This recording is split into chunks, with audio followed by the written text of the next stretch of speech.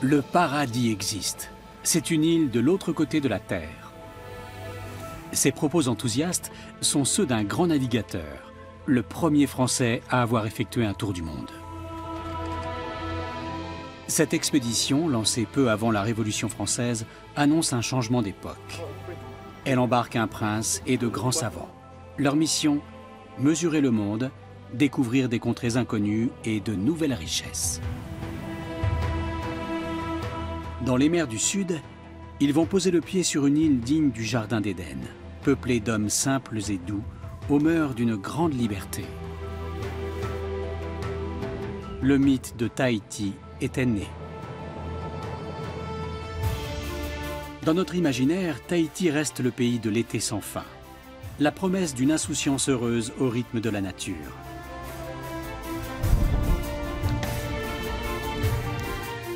Comment s'est construit ce mythe de Tahiti? Correspond-il à une réalité historique ou au fantasme d'un explorateur? Cet explorateur a donné son nom à une plante exotique qui a conquis le monde. Louis-Antoine de Bougainville.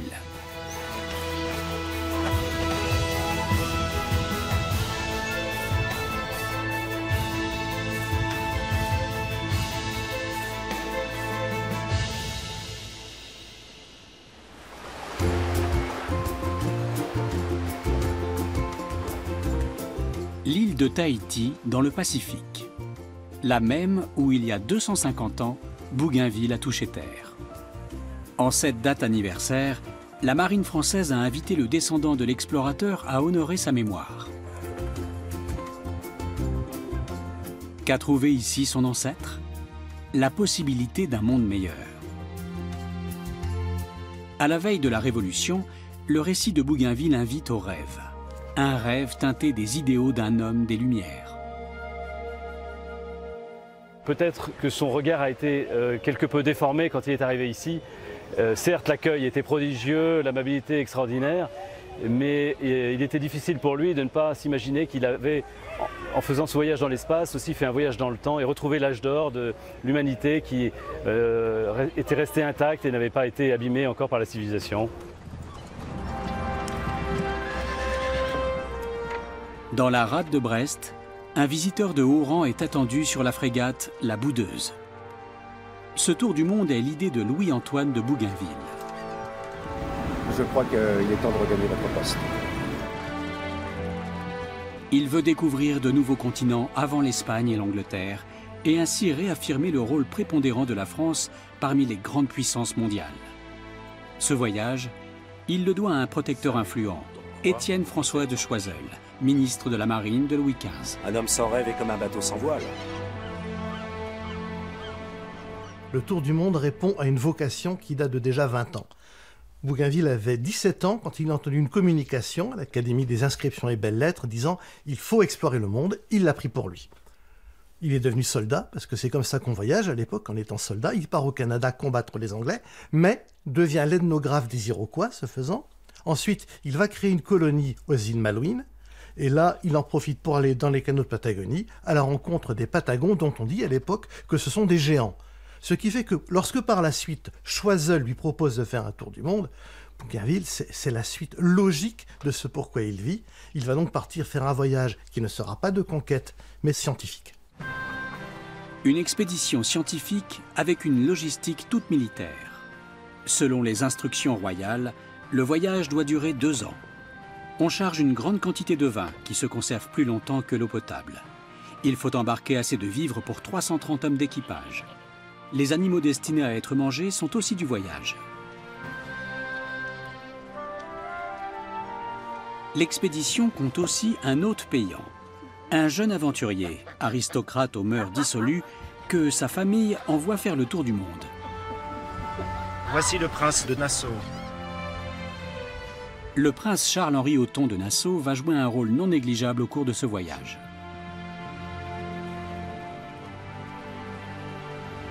Il nous sera peut-être fort utile. Un messager espagnol est en route. Pressez-vous, mon ami. Choiseul a raison. Une note verbale émise par l'ambassadeur d'Espagne vise à empêcher le départ de Bougainville. La couronne d'Espagne ne veut pas de concurrents dans les immensités inconnues du Pacifique. Les routes commerciales maritimes sont la clé de la puissance et de la richesse des nations. La mission de Bougainville est d'en ouvrir de nouvelles pour la France. Il reçoit pour cela le commandement d'une frégate toute neuve au nom évocateur, la Boudeuse. Il n'a pas le temps de faire des essais en mer. Son voyage inaugural sera un tour du monde. En chemin, l'expédition est rejointe par une flûte baptisée l'Étoile, qui doit servir de garde-manger.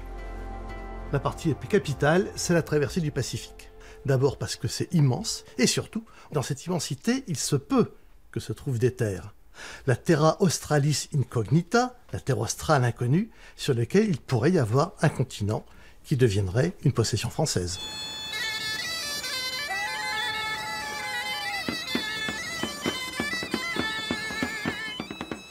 Cette expédition est aussi le premier voyage d'exploration scientifique français.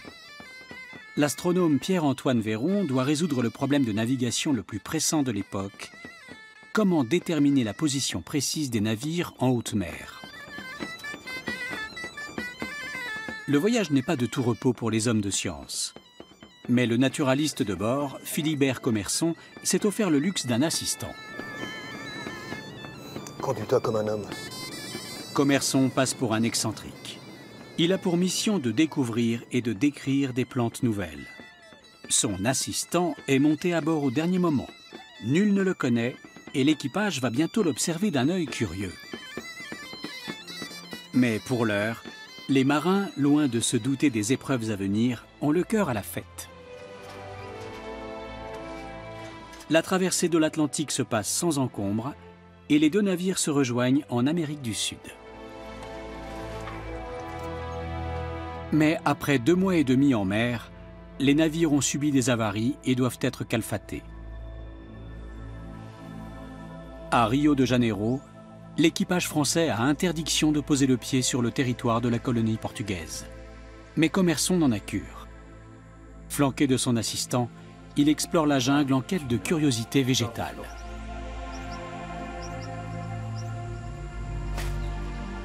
Le naturaliste est heureux d'avoir son aide avec lui. Jean Barret se fraye vaillamment un chemin à travers la végétation luxuriante pour récolter des spécimens de plantes inconnues.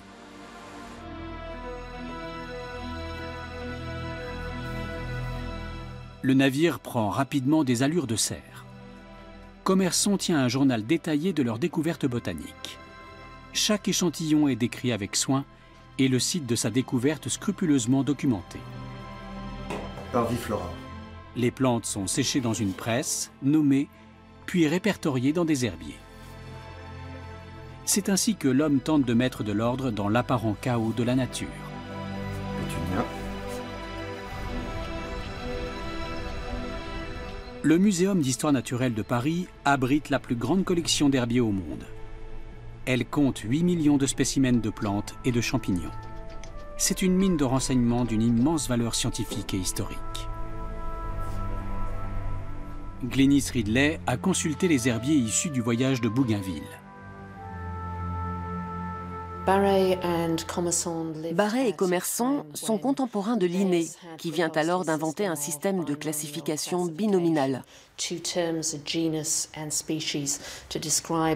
Désormais, on va utiliser les 2 mots genre et espèce pour décrire tout le vivant. Ce système a permis aux savants de mesurer véritablement la diversité du règne végétal.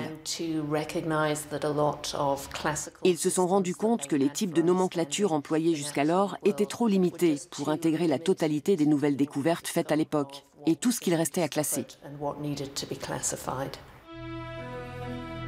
Ces spécimens ont plus de 250 ans. L'expédition a rapporté des milliers d'espèces nouvelles. Parmi elles, l'hortensia, arbuste découvert par Commerson en Indonésie. Le naturaliste est émerveillé par sa floraison opulente qui va contribuer à son succès. C'est aujourd'hui la plante ornementale la plus répandue au monde. L'expédition de Bougainville représente un apport considérable au développement de cette science naissante qu'est la botanique.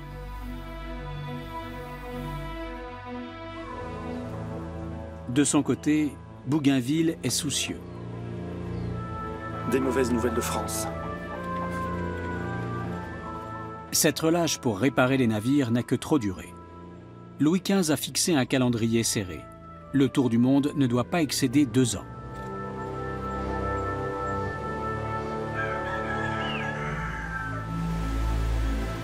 Mais un membre d'équipage apprécie plus que les autres chaque jour passé à terre. L'expédition est une entreprise militaire.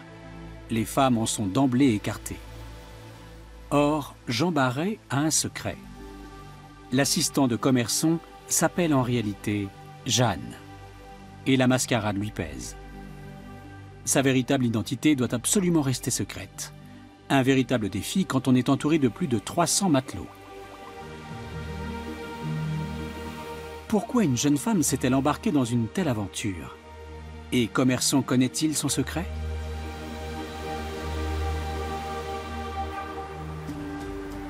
Le naturaliste l'a prise à son service après la mort de sa femme. Leur relation a rapidement pris un tour plus intime. Ils partagent une même fascination pour les merveilles de la nature. Et Jeanne Barret sait tout de leurs multiples vertus. Cette jeune femme de condition modeste, élevée à la campagne, a été initiée très jeune à l'usage médicinal des plantes.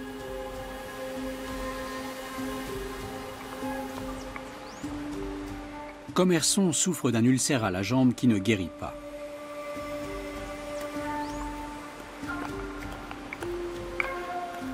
Jeanne cherche un remède dans la jungle.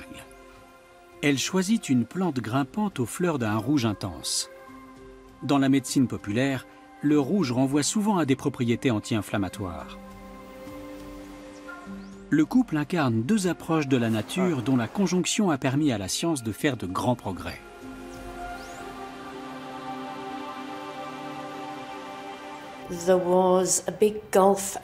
À l'époque, il y avait un gouffre entre la botanique savante, académique, des hommes, et celle de terrain que pratiquaient les femmes. La plupart du temps, les plantes que les hommes utilisaient dans leur profession de médecin ou d'apothicaire étaient récoltées par des femmes, des herboristes. Dans l'Europe du XVIIIe siècle, les femmes savaient identifier les plantes et connaissaient leurs usages traditionnels. Et elles les vendaient à des hommes qui en faisaient usage pour leur compte.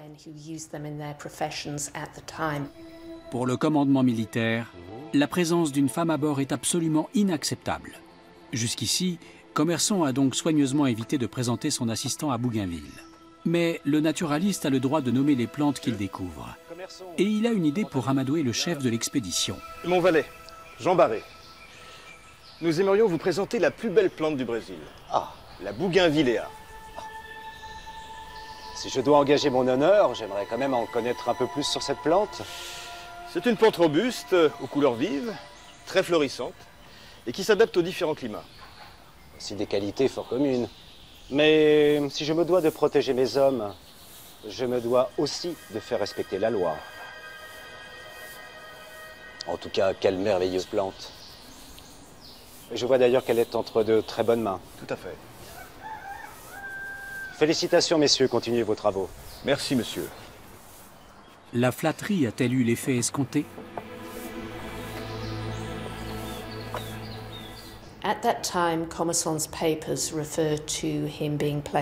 Le journal de Commerson évoque une mise aux arrêts pour une période d'1 mois, immédiatement après la présentation de la Bougainvillea au commandant. La durée de la peine correspond à une infraction grave au règlement de bord par un officier de marine.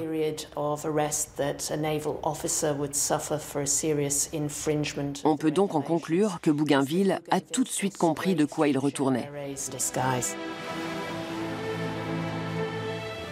Le voyage reprend enfin en direction du Pacifique.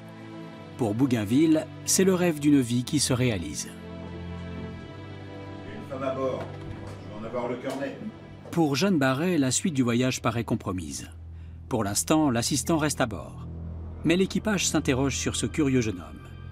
Qui est donc cet assistant imberbe, toujours un peu en retrait? Garde ta curiosité pour l'enfer. Combien de temps Jeanne pourra-t-elle cacher son identité?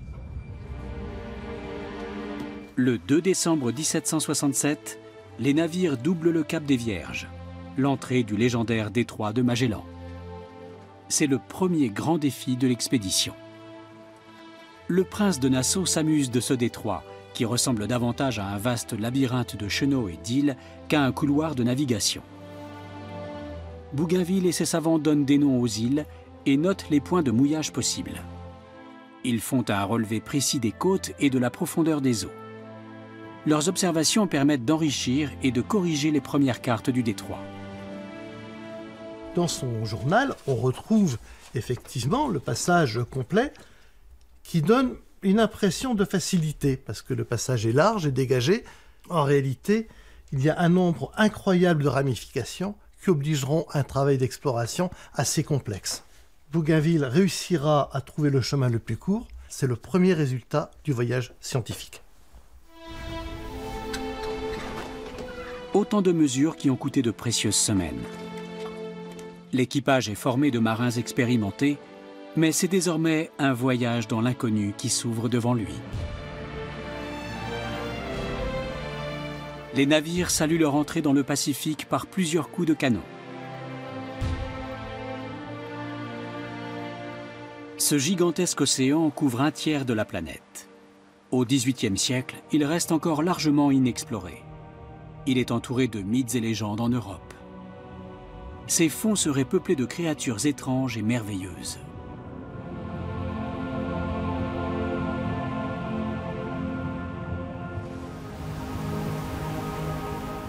On le dit imprévisible et traversé par des vagues scélérates. C'est le lieu de naissance des ouragans.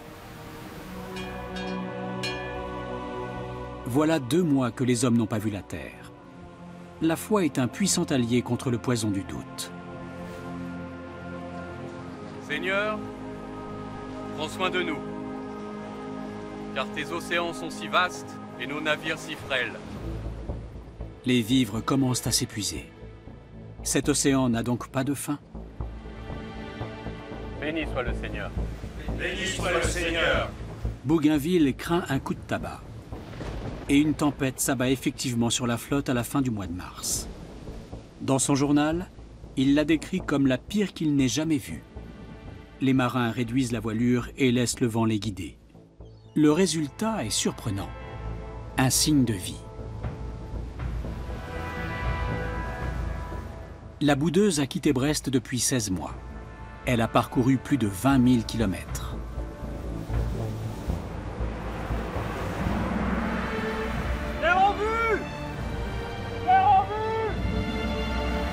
Que leur réserve cette terre volcanique isolée? Lorsque l'équipage pose le pied sur l'île, une délégation l'attend déjà sur les rives.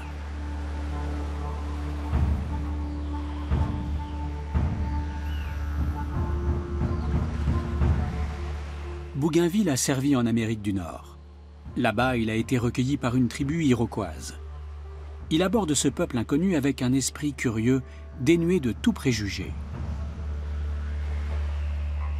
Il ne craint pas les insulaires, mais il sent qu'il ne doit montrer aucune faiblesse, car le sort de l'expédition dépend du bon vouloir du chef local.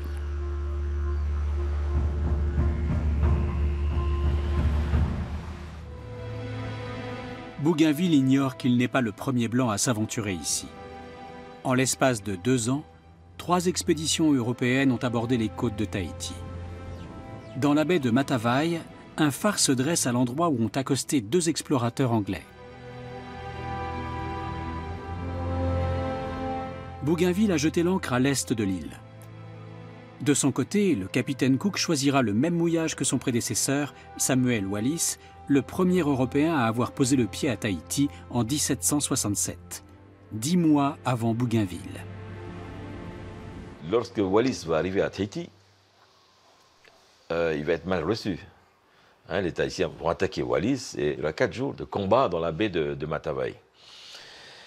Et au bout de 4 jours, effectivement, les Tahitiens capitulent devant les canons.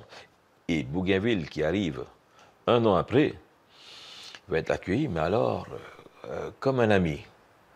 C'est-à-dire, il va profiter de l'épisode de Wallis. Parce qu'après cette attaque-là, les Tahitiens, bien entendu, vont considérer les Blancs comme des gens supérieurs techniquement à eux, militairement à eux, et des gens qu'il ne faut pas affronter, hein, parce qu'ils sont capables de semer la mort. Hein. Les Tahitiens ont retenu la leçon. Cette fois, ils tiennent à montrer que leurs intentions sont pacifiques. Ils envoient les femmes au devant de Bougainville et de ses hommes. Les Français sont émerveillés par cet accueil si chaleureux. Mais les Tahitiens réservent un traitement particulier à l'un des membres d'équipage. Vahiné, femme en tahitien. Les marins blancs ne seraient donc pas tous des hommes? Retourne au bateau et reste-y, c'est sûr. D'après le récit de Bougainville, les Tahitiens percent immédiatement le secret de Jeanne Barret. La première Européenne à débarquer à Tahiti ne pourra pas explorer l'île. Octave Barbos connaît bien l'histoire de la baie d'Itia. Là-bas, c'est la passe de Tapora. Là où Bougainville est rentré, il y a deux récifs qui se séparent. Et à l'arrivée du bateau, la boudeuse, Bougainville, les gens habitaient dans la vallée. Et ils sont tous venus voir le bateau en pirogue. Ils sont venus à au moins une trentaine de pirogues là devant.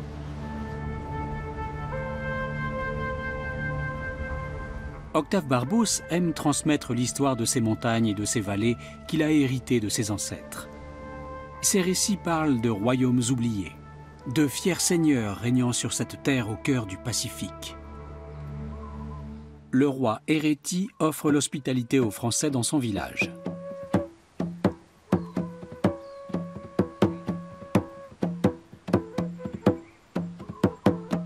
Après des mois de privation en mer, ce séjour est pour eux un rêve éveillé. Bougainville sait que ses hommes ont besoin de repos. Il doit aussi s'approvisionner en eau et en nourriture. Une délégation est chargée de négocier les conditions de son séjour. Il souhaite rester 18 jours. Hereti lui en accorde 9. Ils s'entendent finalement sur une escale de 13 jours.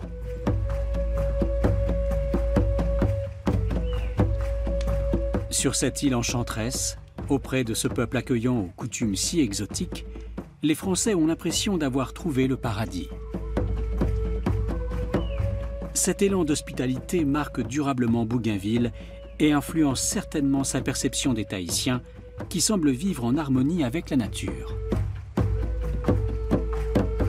Tout ce qui nous couvrait, le tapa, donc, était fait à partir de fibres végétaux de certains arbres.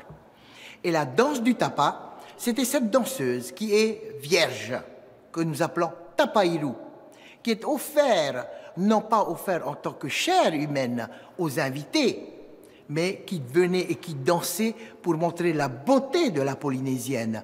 Et je suis sûr qu'à un moment où il y a des invités, où il y a Cook qui arrive, où il y a Bougainville, où il y a Wallis avant eux, et tout le reste, des Portugais, Hollandais et tout, pourquoi pas offrir ce cadeau merveilleux qui est le regard de l'être du plus profond de son âme, de regarder quelque chose de beau, pour glorifier la nature, pour glorifier son roi, pour montrer la beauté du peuple polynésien. Marguerite Ley a contribué à faire revivre la danse tahitienne, longtemps embarrassante pour l'Église. Aujourd'hui, la chorégraphe conçoit des costumes d'après des modèles historiques. Elle dirige depuis plus de 30 ans l'une des grandes troupes de danse tahitienne.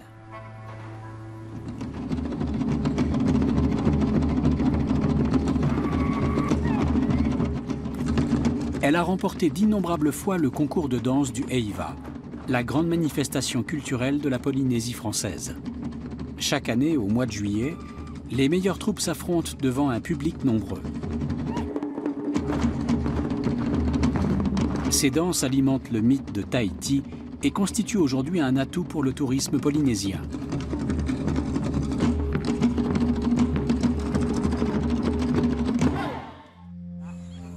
Les Français peuvent se déplacer librement sur l'île. Mais la communication est difficile. Moi, Bougainville. Ah, Bougainville. Toi, Poroto. Et pour toi. Bougainville tâche sans relâche d'établir un pont entre les deux cultures. dans la terre. Ah.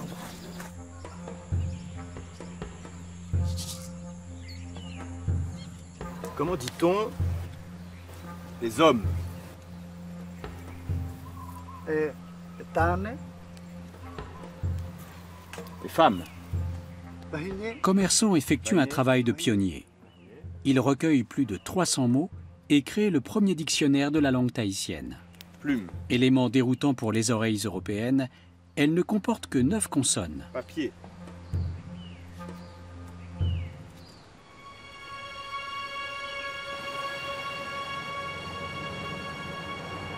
Un jeune Tahitien s'intéresse beaucoup aux voiliers des visiteurs.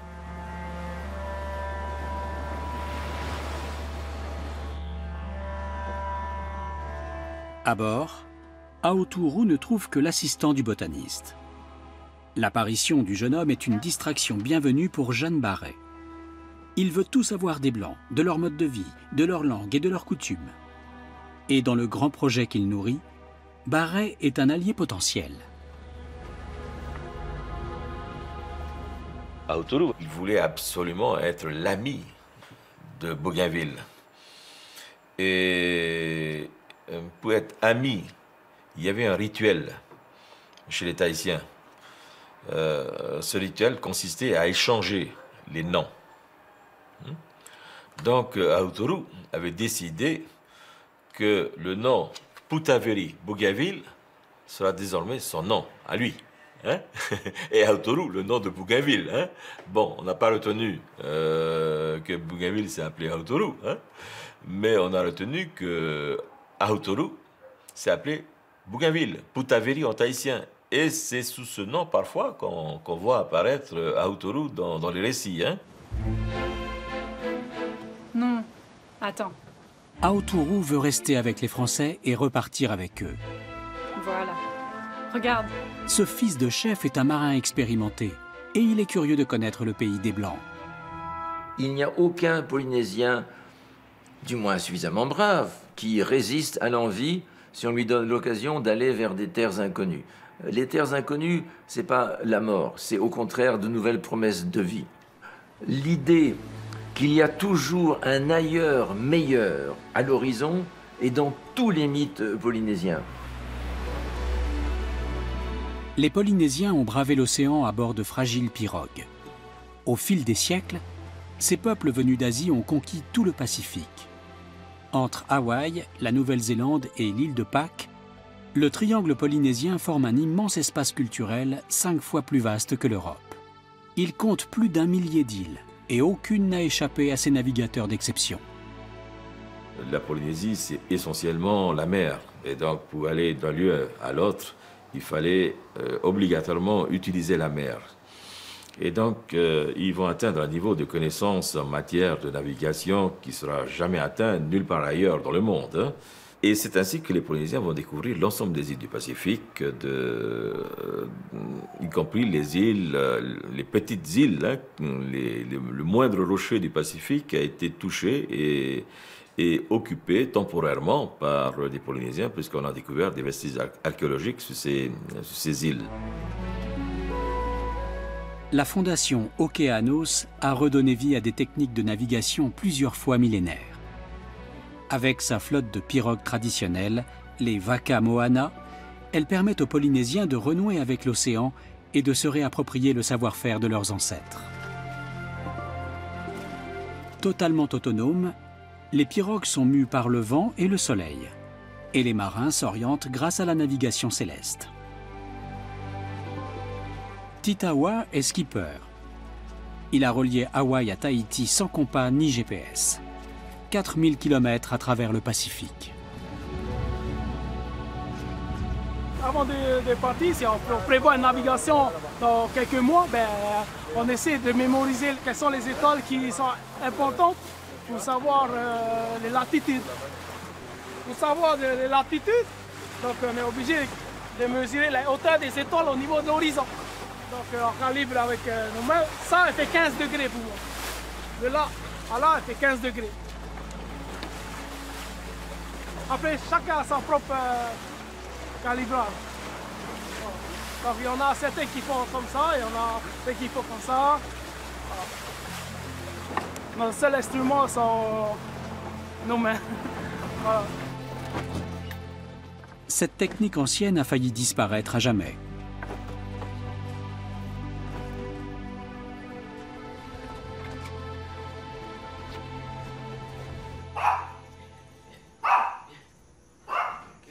Jean-Claude Théry et Roy Terreil a largement contribué à la sauvegarde des connaissances nautiques des anciens. Il a pu reconstituer le lexique astronomique de Tahiti à partir d'anciens chants et poèmes. Les noms tahitiens des étoiles lui ont ensuite permis de recréer la carte du ciel nocturne. La connaissance exacte du mouvement des astres et de l'endroit où ils se lèvent sur l'horizon permet de déterminer la trajectoire en mer.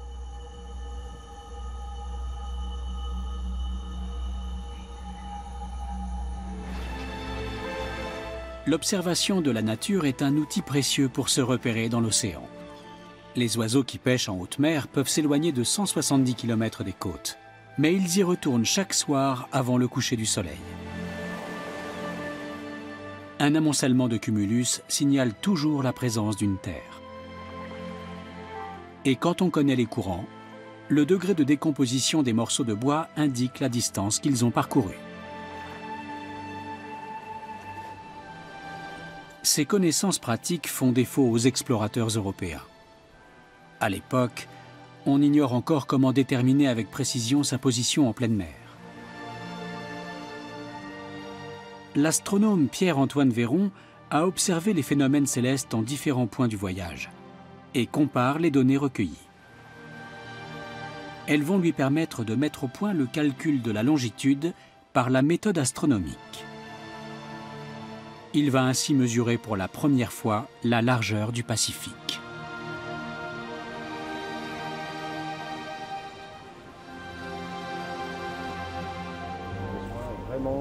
Pour les Européens, trouver une terre isolée dans cette immensité s'apparente à un jeu de hasard. Les marins en paient le prix. Ils manquent souvent de vitamines et d'eau douce et contractent des maladies comme le scorbut. Ces premières grandes expéditions dépendent d'excursions régulières à terre pour se ravitailler. En accostant à Tahiti, Bougainville n'est pas seulement entré dans l'histoire, il a aussi sauvé son expédition.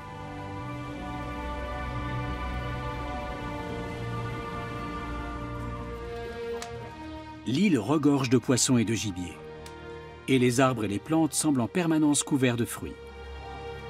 Je me croyais transporté dans le jardin d'Éden. Ce peuple y jouit des trésors que la nature verse à pleine main sur lui. Bougainville nomme cette île la Nouvelle Cythère. Dans la mythologie grecque, Cythère est le lieu de naissance d'Aphrodite, la déesse de la beauté et de l'amour. Qu'est-ce qui fait que Bougainville avait dit « Les Polynésiens, c'est la Nouvelle Cythère, c'est le paradis ». Oui, c'est le paradis. Quand on dit « c'est bons sauvages », c'est quoi les bons sauvages? On se contentait de ce que la nature nous donnait. Nous n'étions pas des fainéants. Pourquoi voulez-vous qu'on se fatigue plus? À l'époque, bien sûr, alors que le garde à manger est là ouvert. Le cocotier, il te donne tout. À nourrir, la couverture et pour danser. Bougainville décrit une société qui tire de la nature tout ce dont elle a besoin et ne s'embarrasse pas de pudeurs artificielles. Vénus est ici la déesse de l'hospitalité. Son culte n'y admet point de mystère et chaque jouissance est une fête pour la nation. Le Polynésien à l'époque, tout était là. Pour sa vie, pour sa nourriture, pour se vêtir. Et pourquoi pas, juste quand tu as fini de manger, tu vas dormir, tu te reposes, tu te lèves, tu danses, tu fabriques les pirogues. Qu'est-ce qu'il nous faut en plus aujourd'hui? Nous devons rester complètement polynésiens comme nous sommes. Prendre ce qui est bon pour nous et rejeter ce qui n'est pas bon pour nous.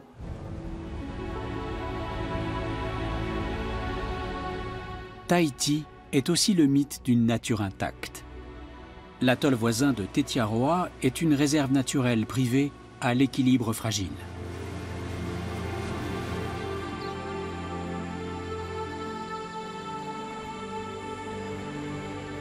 la faune et la flore sont menacées par des ravageurs venus d'ailleurs. Les rats sont un véritable fléau dans les îles polynésiennes.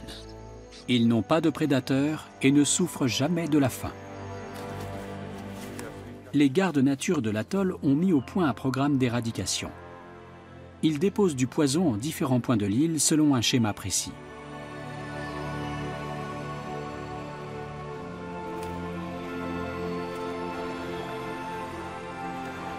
Les zones de reproduction des tortues sont particulièrement menacées. Quand les bébés y éclosent, ils sont une proie facile pour les rats. Tetiaroa tâche de montrer l'exemple en matière de protection de la biodiversité. Il est extrêmement important de comprendre comment fonctionnent ces îles. Pour nous, ce sont des sentinelles du changement climatique. De par leur faible altitude, elles sont en première ligne en cas d'élévation du niveau de la mer. Mais on a aussi le problème du blanchissement des récifs coralliens et de l'acidification des océans. Ce sont des sujets sur lesquels on travaille ici.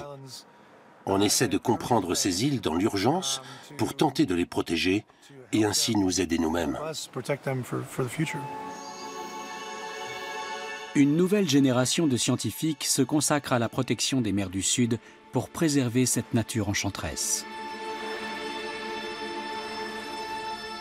Le mythe de Tahiti est aussi centré sur la beauté des Tahitiennes et les récits explicites des marins sur la cordialité de leur accueil. Le journal du prince de Nassau en est un parfait exemple.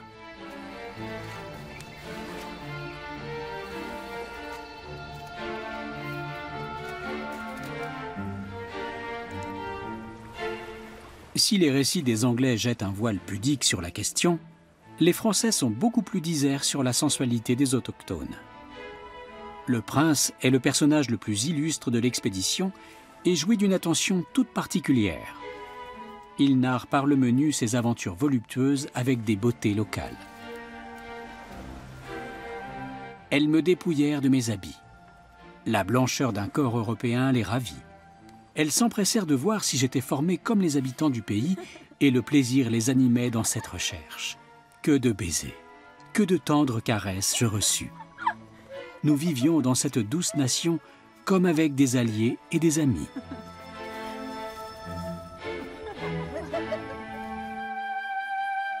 Cette dimension érotique de Tahiti est un sujet controversé de l'ethnologie. Je pense qu'il y avait une stratégie de la fécondité surnaturelle qui était déjà chez eux dans leur rite avec les dieux et qu'ils ont appliqué en quelque sorte aux premiers Européens avec cette idée nouvelle qu'on n'est plus dans le symbole, on est dans la réalité matérielle puisqu'on les a palpés, ils sont faits comme nous. Qu'est-ce qui pousse les jeunes femmes dans les bras de ces navigateurs? Le sentiment d'être aimé de demi-dieux? Un sens de l'hospitalité exacerbé? Ou bien est-ce une stratégie pour amadouer ces puissants étrangers, voire pour enrichir leur propre patrimoine génétique? Pour les marins, peu importe. Qu'elle soit issue d'une chronique factuelle ou d'un récit fantaisiste, cette légende de l'amour libre va durablement imprégner le mythe de Tahiti.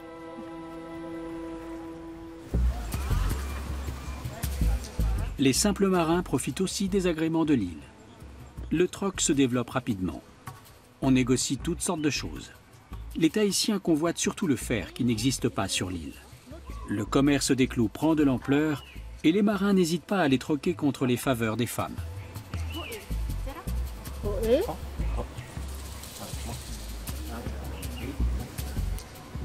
Tous les capitaines d'expédition ont été confrontés au même problème. Les marins vont jusqu'à arracher le fer de la coque des navires. Samuel Wallis a même craint que sa frégate ne tombe en morceaux, car en échange de simples clous, les marins se voient offrir le paradis. Il dit « je suis le premier », si les Tahitiens ont fait comme ça avec nous, c'est que c'est spontanément dans leur culture. Ben voilà, c'était fait. Le mythe de Tahiti était fixé, inébranlable, 1771. Wallis est publié en 1773, c'est déjà trop tard. Et Voltaire, à peu près à la même époque, dit Bougainville, j'y croyais pas au départ, mais quand je vois que finalement les Anglais nous disent un peu la même chose, puisqu'ils décrivent aussi des offrandes sexuelles, Voltaire lui-même, l'esprit critique le plus adulé de l'époque, dit « Je suis obligé de dire Bougainville avait raison ». C'est fini, le mythe de Tahiti est là pour toujours. À quoi ressemble vraiment la vie insulaire à l'époque? Bougainville et son équipage s'immergent dans cette culture. Mais que comprennent-ils des rites et coutumes de leurs hôtes?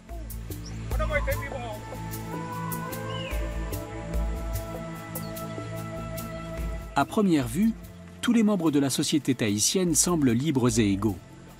Mais ce pays de cocagne est en réalité extrêmement hiérarchisé. Les Européens ne voient que la surface d'une réalité bien plus complexe. La culture tahitienne est régie par une religion primitive, née des conditions de vie sur l'île. Quiconque s'écarte de ces lois s'expose à des peines sévères.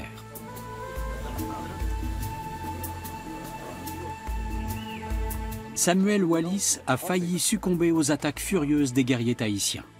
Il n'a dû son salut qu'à la supériorité de ses canons. Quant au capitaine James Cook, il a même fait état de sacrifices humains. De son côté, Bougainville est imprégné de la philosophie des Lumières et du mythe déjà répandu du bon sauvage. Mais il voit malgré tout que l'île est dominée par une caste.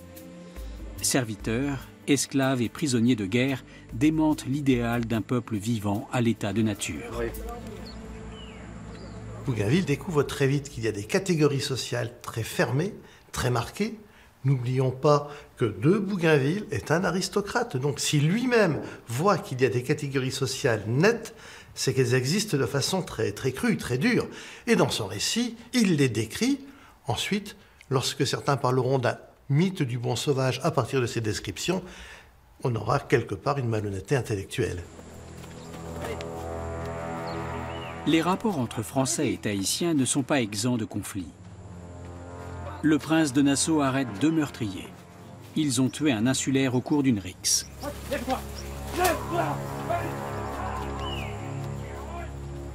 Le peuple d'Hérétie s'est réfugié dans la montagne. Au nom de Sa Majesté Louis XV, roi de France, je vous déclare coupable de désertion de camp. Vous serez pendus, messieurs, sur le champ. Mon père. Bougainville improvise une cour martiale. Je suis ici pour entendre votre dernière confession. Les Tahitiens hésitent à revenir. Le prince de Nassau tâche de les apaiser. Il promet au roi que justice sera faite. Justice. Mais Hérétie demande la grâce des marins. L'atmosphère reste tendue. Au même moment, le temps se dégrade. Le vent tourne et Bougainville se rend compte que le mouillage était mal choisi. Il faut agir sans délai. Le vent se met à porter les navires sur la côte et au même moment, les ancres qui retiennent les bateaux au fond de l'eau vont commencer à lâcher. À l'époque, on ne connaît pas encore la chaîne. Ce qui permet de tenir le bateau, ce sont des gros cordages. Et ces cordages frottent contre le corail au fond de l'eau. Et les uns après les autres, ils lâchent. Les bateaux vont être jetés à la côte. Finalement, l'appareillage va se faire d'extrême urgence en laissant derrière eux des ancres. L'une des 6 ancres perdues a été remontée sur la baie d'Itia. Elle marque le lieu de naissance du mythe de Tahiti.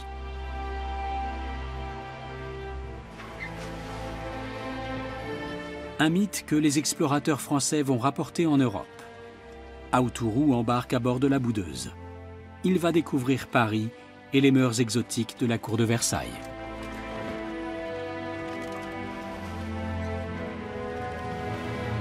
Cap à l'ouest-nord-ouest. Les 2 navires continuent leur course à travers le Pacifique. Bougainville n'a pas encore abandonné l'espoir de trouver le légendaire continent, la Terra Australis. En plein océan, les marins aperçoivent un récif. Ils viennent de découvrir la Grande Barrière de Corail. Ce système corallien de 2300 km est le plus long du monde. Il est situé au large de la côte est de l'Australie et en défend l'accès. Les navires parviennent à virer de bord au dernier moment. Bougainville envisage de chercher un passage à travers ces hauts fonds périlleux, mais le départ précipité de Tahiti n'a pas permis d'embarquer assez de vivres. Et depuis, l'expédition a parcouru plus de 6000 km. L'équipage est frappé par le scorbut, ce grand fléau des voyages au long cours. La médecine de l'époque est impuissante contre la maladie.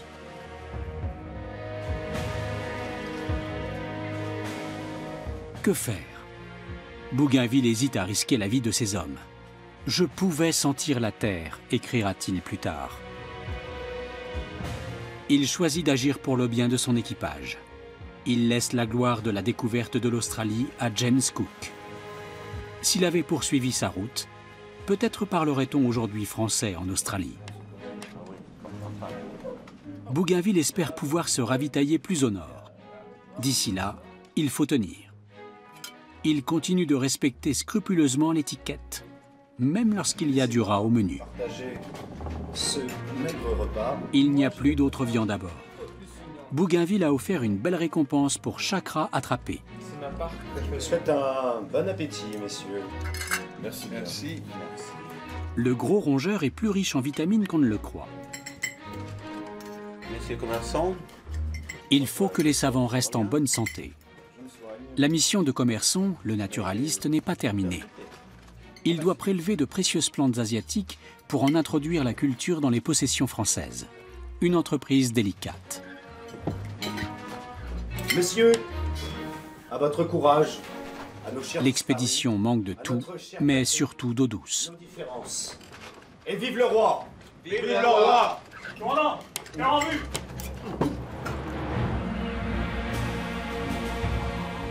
Ils peuvent enfin débarquer en Papouasie-Nouvelle-Guinée, où ils trouvent de l'eau potable et de la nourriture. Les deux navires vont maintenant devoir affronter l'océan Indien et contourner l'Afrique. Au cours de cette circumnavigation, Bougainville ne perdra que 9 de ses hommes. Aussi peu de pertes humaines tient du miracle pour l'époque.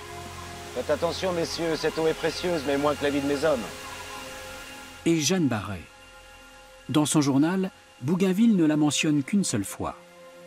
Comment reconnaître une femme dans cet infatigable Barret, botaniste déjà fort exercé, que nous avons vu suivre son maître dans toutes ses herborisations et porter les provisions, les armes et les cahiers de plantes avec un courage et une force qui lui avaient mérité du naturaliste le surnom de bête de somme.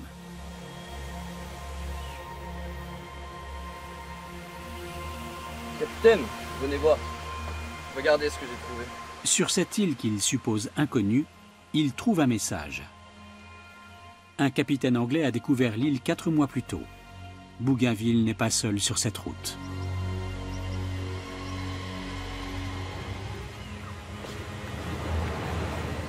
Son journal de bord ne nous dit pas ce qui est arrivé à Jeanne Barret sur le chemin du retour. Elle quitte la Boudeuse à l'île Maurice, alors appelée Île-de-France. Elle échappe ainsi à une éventuelle condamnation en France et Bougainville évite un scandale. Il est impensable de trouver une femme, enceinte qui plus est, à bord d'un bateau de guerre. Commerson reste avec elle. Il est enchanté par l'île Maurice. Il y mourra quelques années plus tard. Commerson est considéré comme une grande figure de l'histoire de la botanique. Jeanne Barret mettra son enfant en nourrice et reviendra en France, bouclant ainsi son tour du monde 7 années après la Boudeuse. À l'époque, Bougainville est l'une des rares personnes à mesurer sa contribution à la botanique. Il sollicitera pour elle une pension royale et elle sera la première femme à toucher une telle pension. Elle mourra à l'âge de 67 ans. Elle repose en Dordogne, dans ce cimetière. L'emplacement exact de sa sépulture est tombé dans l'oubli, mais les fleurs qu'elle a découvertes sont passées à la postérité. C'est l'histoire de quelqu'un qui a refusé de rester à la place que la société de l'époque lui assignait. Jeanne Barret a refusé de se conformer à ce qu'une personne de sa condition et de son sexe était autorisée à faire ou à ne pas faire.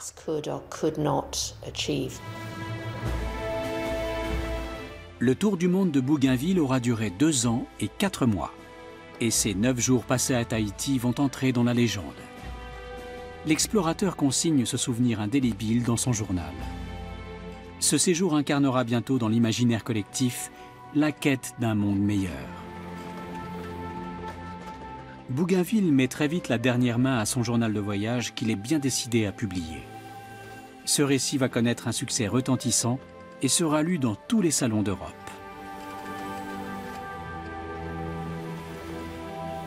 Le manuscrit est conservé à Paris, dans les archives du ministère de la Défense. C'est l'original qui a été présenté au roi de France et qui a tant enthousiasmé le monarque. Il est accompagné d'une annexe cartographique détaillée. Aotourou, le premier Tahitien à poser le pied en Europe, va rester 11 mois en France. Il est la preuve vivante de la véracité des récits de Bougainville. À la cour de Versailles, il fait sensation. Je sais, Aotourou, que... Quand il souhaite repartir, Bougainville finance son voyage de retour. Mais il mourra au cours du trajet. Ni Aotourou ni Bougainville ne reverront Tahiti. La dépouille du grand explorateur repose au Panthéon. Il est mort couvert d'honneur en 1811 à l'âge de 81 ans. Louis-Antoine de Bougainville, officier, explorateur, humaniste. La curiosité fut la boussole de sa vie. Son journal de voyage a fondé le mythe de Tahiti, devenu l'image vivante d'une vie dans la paix, la liberté et l'égalité. À la veille de la Révolution, ce tableau idéal a enflammé l'imagination de toute une génération. Bougainville a vu le bien parce qu'il voulait le voir. Et il a ainsi contribué à changer le monde.